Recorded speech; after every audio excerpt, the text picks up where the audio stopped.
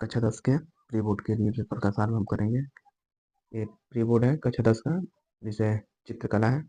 लिखा है, निर्देश लिखा है, प्रश्न पत्र क, ख और ग 3 खंडों में विभक्त है। तीनों खंडों को हल करना अनिवार्य है। यहाँ लिखा है हल करना अनिवार्य है, गलत थोड़ा सा टाइप हुआ है। हल करना अनिवार्य है। लिखा है खंड क में बहुविकल्पी प्रश्न है। लिखा है इस खंड में आलेखन कला अथवा प्राविधि कला के प्रत्येक के 20 बहुविकल्पी प्रश्न हैं, जिनमें से किसी एक के 20 बहुविकल्पी प्रश्नों के उत्तर देने हैं। आपके द्वारा आलेखन कला अथवा प्राविधि कला, यहाँ लिखा है प्राविधि कला माने जो दृष्टिबाधित होते हैं उनके लिए, यह में से जिन भाग का चयन किया गया हो उसे ओ मार्कशीट पर अवश्य अंकित करें। यानी ये दिखाना है। लिखा है आलेखन पहले दिया हुआ है, आलेखन में देखेंगे। आलेखन में नोट में लिखा है कि निम्नलिखित प्रत्येक बहुविकल्पी के 4 विकल्पों में से एक सही उत्तर चुनिए। यानी आपके पास 4 विकल्प दिए हुए हैं, चारों विकल्पों में से किसी एक को ही सही करना है।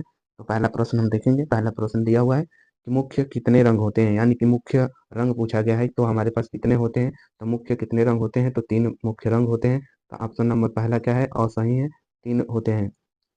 दूसरा दिया हुआ है क्वेश्चन कि इनमें शीतल, शीतल मतलब होता है ठंडा, यानी ठंडा रंग कौन सा होता है, यानी ठंडा सबसे ठंडा कौन सा रंग होता है, तो सबसे ठंडा ठंडा जो होता है वो क्या है, हरा होता है। हरा रंग जो होता है सबसे ठंडा रंग होता है। ऑप्शन नंबर दूसरे का भी क्या है, ऑप्शन नंबर असही है। तीसरा क्वेश्चन दिया है निम्न में से कौन सा रंग गर्म रंग है, यानी गर्म कौन है, एक में ठंडा पूछा है, इसमें पूछा है कि गर्म कौन है, तो इसमें से भी क्या होगा, ये गर्म कौन सी है, तो लाल रंग क्या होता है, सबसे अधिक गर्म होता है। इससे बल्ब देखते हैं कि लाल वाले बल्ब होता है उसका कलर जो होता है वो कैसा होता है, लाल होता है। तो ऑप्शन नंबर और इसमें भी क्या है, सही है। अगला क्वेश्चन पूछा है चौथा, ओस्टवाल्ड चक्र में कितने रंग होते हैं, यानी ओस्टवाल्ड जो होता है उसमें पूछा गया है कि आपके कितने रंग होते हैं, तो इसमें कितने रंग होते हैं, तो इसमें 8 रंग होते हैं। कितने रंग होते हैं, तो 8 रंग होते हैं। पांचवा क्वेश्चन पूछा है कि निम्नलिखित में द्वितीयक रंग कौन सा है, या निम्नलिखित में द्वितीयक रंग पूछा गया है कि द्वितीयक रंग कौन सा होता है, इसमें भी क्या है, ऑप्शन नंबर असही है, यानी नारंगी जो रंग होता है वो द्वितीयक रंग होता है।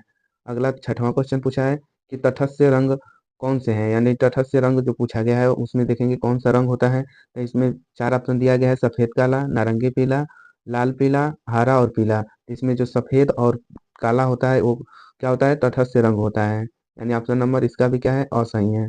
अगला क्वेश्चन पूछा गया है सातवां कि प्राथमिक अथवा मुख्य रंग कौन सा होता है, यानी प्राथमिक और मुख्य रंग कौन सा होता है, ये दोनों क्वेश्चन है।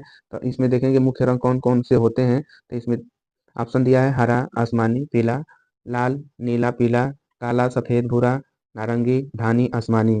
तो इसमें क्या हो जाएगा, तो इसमें प्राथमिक अथवा मुख्य रंग कौन सा है, तो इसमें ऑप्शन नंबर ब सही है, यानी ऑप्शन नंबर 2 सही है इसमें। तो काला वाले छात्रों के लिए, छात्र छात्राओं के लिए जो भी है हाई स्कूल में, वो 2025 जो होता है पेपर, वो तुमको इसमें से लगभग जो है वह 90% जो क्वेश्चन हो गए वो क्वेश्चन अवश्य मिलेंगे।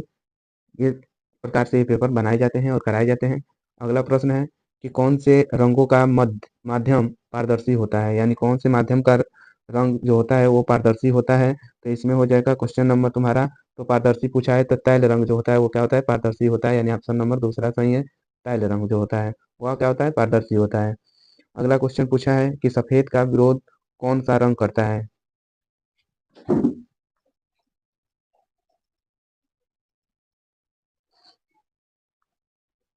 पूछा गया है कि सफेद का विरोधी रंग कौन सा है, यानी सफेद जो रंग होता है उसका विरोधी रंग कौन सा होता है, तो सफेद का विरोधी रंग क्या होता है, काला होता है। क्योंकि काला देखते हो, सफेद चीजों पे काला का धब्बा लग जाए या काला पे सफेद लग जाए तो पहचान हो जाता है। तो उसी तरह से पूछा गया क्वेश्चन तुमसे कि सफेद का विरोधी रंग कौन सा होता है।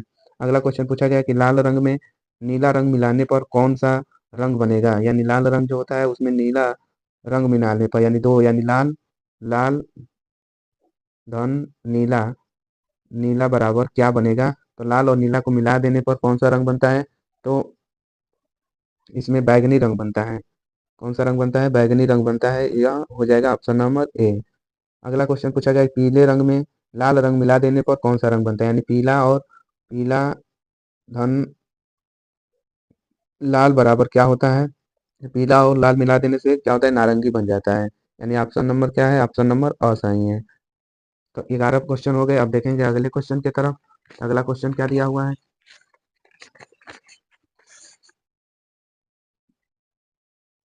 अगला क्वेश्चन दिया हुआ है कि द्वितीयक रंग कितने होते हैं, यानी द्वितीयक रंग पूछा गया है कि द्वितीयक रंग कितने होते हैं। तो द्वितीयक रंग हमारे जो होते हैं, ऑप्शन दिया हुआ है कि 6, 2, 10, 3 ऑप्शन दिया हुआ है, तो कितने होते हैं, तो द्वितीयक रंग कितने होते हैं, 3 होते हैं। ऑप्शन नंबर जो है वो 10 सही है।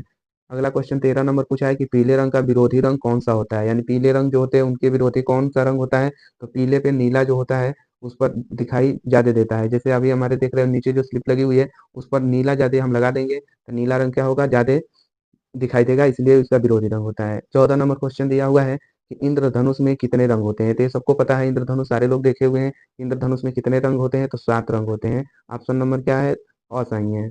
अगला क्वेश्चन दिया है कि 15 नंबर की काला शब्द किस भाषा का है, यानी काला शब्द जो है वो किस भाषा का है। तो यह भाषा जो है वह संस्कृत भाषा का दिया हुआ शब्द है।